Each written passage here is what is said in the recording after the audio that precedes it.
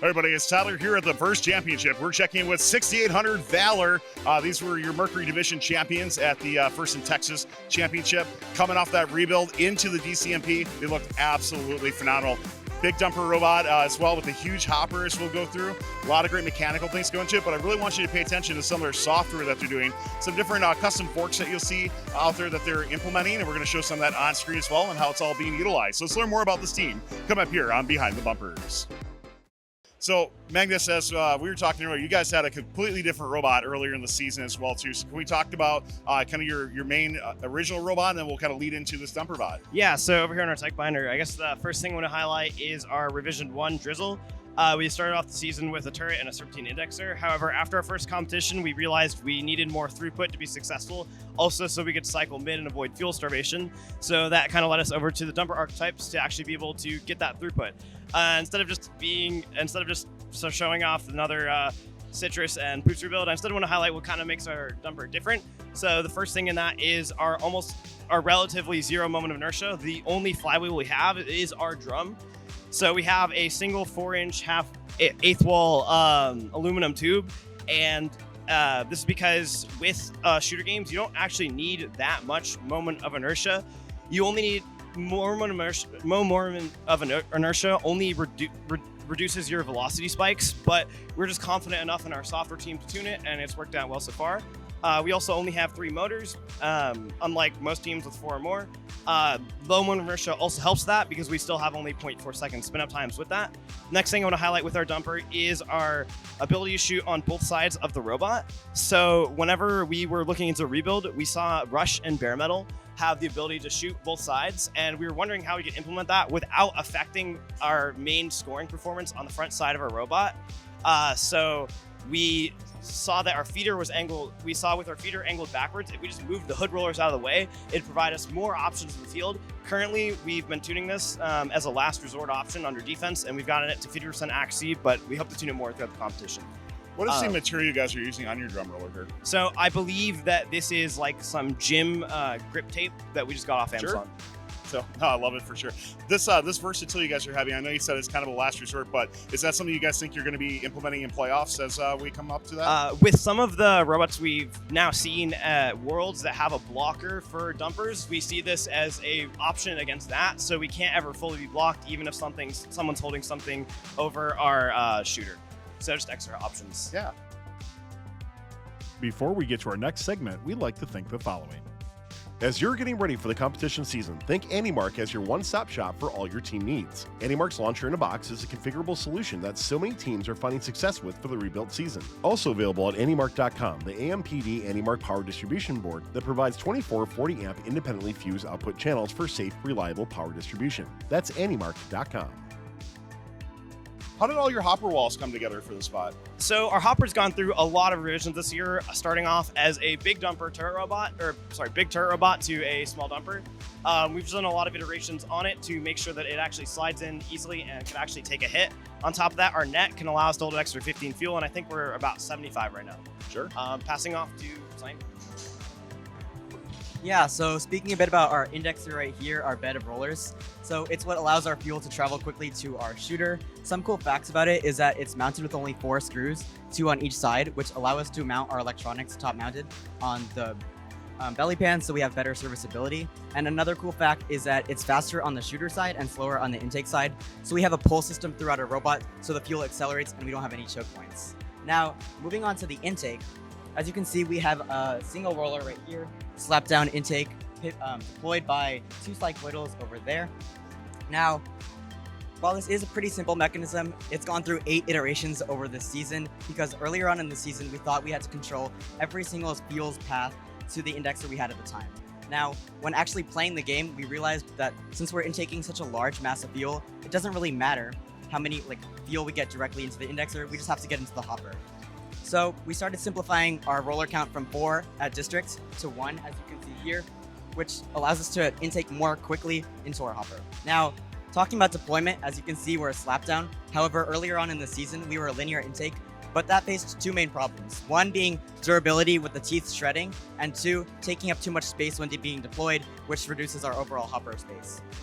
Now with this slapdown, we're much simpler, and it's mounted and pivoted on these two cycloidals right here, which is pretty cool because it's pretty compact compared to a lot of teams using fake gearboxes to deploy their whole intake. We also made custom spline excess shafts on the hex shaft that connects to the cycloidals, which is pretty cool because it's pretty compact overall and transfers all the pivot power to the single shaft. Something I just want to ask you about, man. I love the overall roller form stuff like that, but I did notice for your electronics underneath, like you don't have anything guarding it or anything like that. Were there any concerns about, like, you know, we've seen a lot of fuel kind of shave off and get stuff into that. Has that been an issue for you guys at all? No, honestly, we haven't had any electrical problems this season at all, which has helped us a lot just with our reliability over the season since the bed pretty much protects all the electronics. Yeah, fair enough on that. And, you know, looking from where you guys have been at, coming into the championship for things, how satisfied have you guys been with this switch over to this dumper bot and going this route versus your turret bot? How have you guys been feeling about it? Yeah, I think the dumper has been a much more effective archetype. We've been scoring up to like 3 times more FPS wise, and honestly, it's just been performing a lot more better. So yeah. Before we get to our next segment, we'd like to thank the following.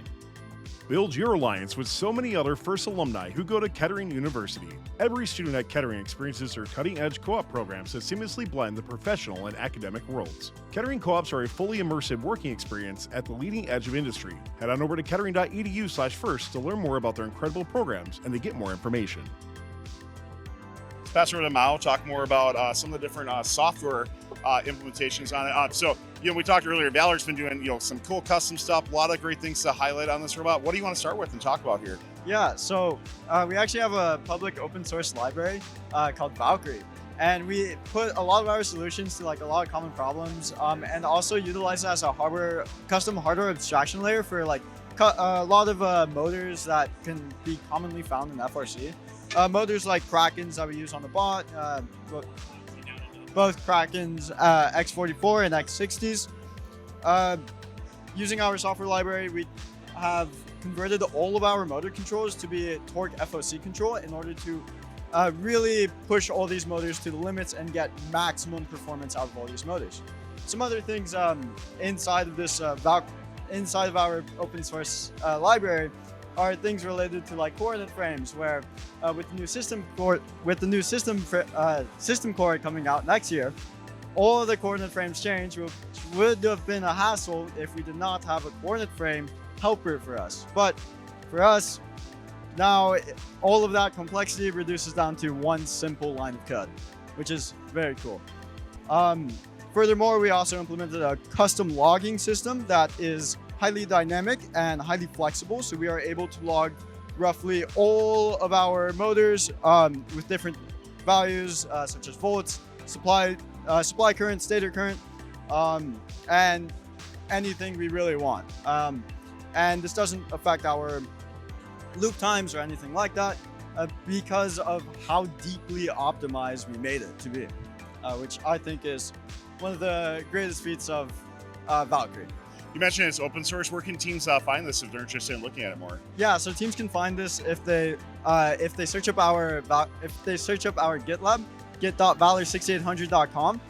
They can view all of our source code. And actually, we had a thing happen at States where a team was able to look at our robot source code and saw the auto that we were going to run against them in order to plan properly an auto.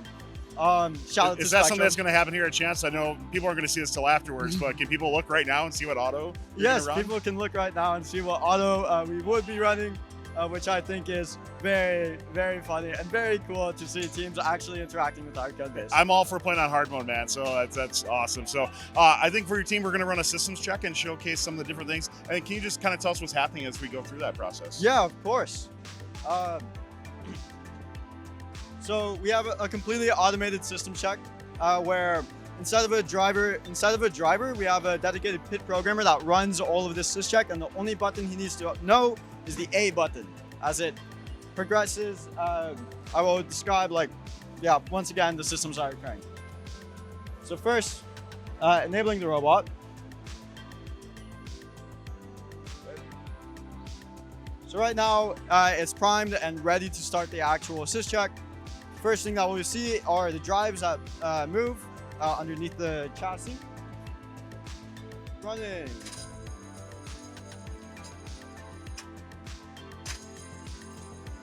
So these drives go from going left and then turning and then going back and going straight.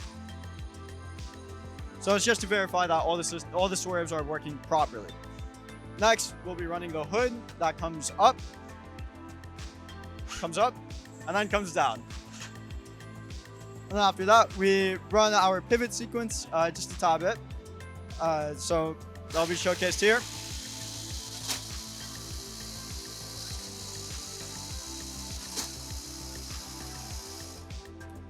Pretty forceful smackdown, but we just want to show you that it can take a beating. Next, we run through our shooting sequence. This is the shooting sequence that will run in-game. If we were to run up fuel through here, it would be skyrocketed. So, showcasing that now. And then after, we have a shooting sequence for just the pit.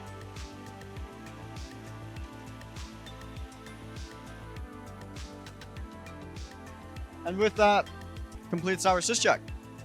Perfect. Let's pass over to Harshid, talk about some of the different software aspects. So I'd love to hear more about your autos, and then you're doing some different custom work on Choreo as well too. So let's dive more into that. So we realized that start of the season, the auto is going to be one of the most important parts of the game this year. So we ended up building our own trajectory follower for this season. We realized that beaching and getting stuck on fuel is a really common problem that a lot of teams would have. And our custom trajectory follower blends a lot of the ideas present in Pathfinder and Beeline. So it adds a PID to point component while also having a time-based component. So it ensures that all of our paths only complete when we reach our end position, but it also doesn't make sure that if we get beached somewhere, it's not going to end and completely just not continue the rest of the path. So what happens a lot, especially sometimes when we're coming over the bump, we might get beached on like one piece of fuel. And even though we get beached on one piece of fuel, even if we get like stuck somewhere, we can just continue off and continue our second path as well as expected. So this helps us that even if we get like bumped or mismanaged an auto, we're able to recover really quickly and still score around 40 to 50 fuel, even if we miss our entire first grab. In addition, we ended up building our own trajectory generator. This also lives inside of Valkyrie, so this helps pair with all of our custom logging systems and all of our custom coordinate frames. So this is also really good for system core. But our custom trajectory generator lets us generate trajectories on the fly, so we can generate trajectories to different types of fuel if we want to. And with Choreo, we ended up realizing that we can generally create paths pretty well, but behind the scenes, there's a little bit of massaging you can do with every single point to get them a little bit more optimized. So we ended up building a script that runs in the background all the time that takes every single point. It has a threshold of how much we can move every single point or pose, and it moves it slightly and slightly to see if we can squeeze out another 0.1 or 0.2 seconds outside of the auto. In addition, we have a little GUI here that helps us do partner autos with other people. We can set up their Choreo files and make up like a sample Pathfinder path of what the auto looks like, and we can run them together and see where we have points of collision. This just helps us with strategizing with other teams. If we want to do like some cross-court crossovers, we want to do something that's a lot more synchronized. This helps a lot in that scenario. All of this also pairs together with our custom logging system. We have a vlogger, which is basically a Python script that runs in our background, takes in giant WPI logs and outputs only the stuff that we want it to. So for example, we can do analysis on how long it takes us to score, how long it takes us to align, and all the energy lost throughout the flywheel. So this is really good for after matches. We can do some like really quick debugging, really quick logging to get like general schemes of all the matches. And that's most of the custom stuff we do. This all pairs in Valkyrie. This is all open source. This is all something other teams can look at as well. Well, Valor, thank you so much for taking time to tell us more about your robot and everything that goes into it. Lots of great stuff teams can learn from. And as you might saw on the side screen, they tend to love these cheese-covered puff snacks too. So maybe we'll learn more about that in the future as well. But we wish you best of luck here at the first championship, and can't wait to see how you do. Thanks for taking the time. Thank you. Thanks for watching. Don't forget to like, subscribe, and click the bell to stay up to date on future fun videos. Build your alliance with so many other FIRST alumni who go to Kettering University. Every student at Kettering experiences their cutting-edge co-op programs that seamlessly blend the professional and academic worlds. Kettering co-ops are a fully immersive working experience at the leading edge of industry. Head on over to kettering.edu/first to learn more about their incredible programs and to get more information. As you're getting ready for the competition season, think AndyMark as your one-stop shop for all your team needs. AndyMark's Launcher in a Box is a configurable solution that so many teams are finding success with for the rebuilt season. Also available at AndyMark.com, the AMPD AndyMark power distribution board that provides 24 40-amp independently fused output channels for safe, reliable power distribution. That's AndyMark.com.